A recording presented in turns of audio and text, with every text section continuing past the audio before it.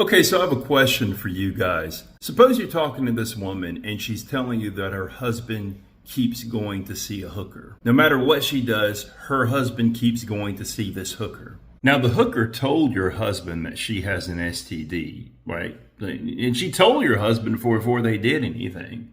Like she told him, and he decided to just kind of raw dog it anyway. He just didn't care. So yeah, she's creating problems. He knows what type of problem she's creating. He knows what he's getting into with her.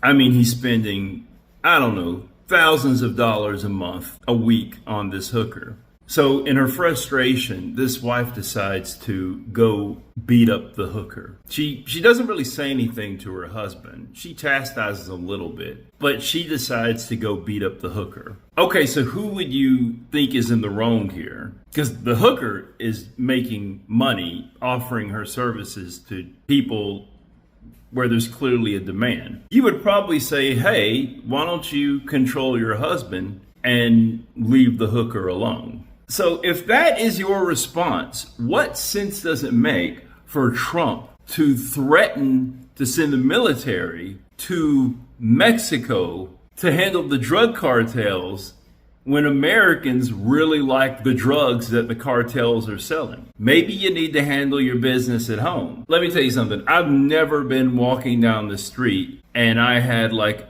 a Mexican dude come up to me and say, "Hey, Marinito, ¿tú quieres unas drogas?" However you would say that. ¿Quieres la cocaína? Hey, güey, ¿te gustaría fumar la mota conmigo? Never happened.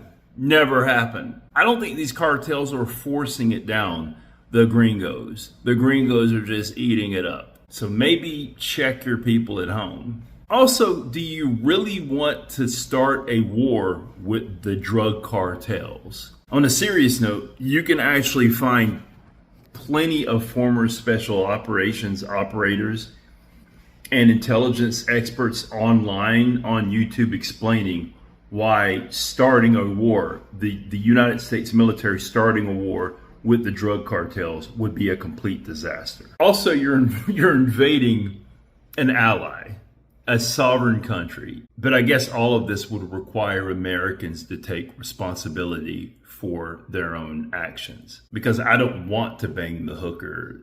She's making me do it.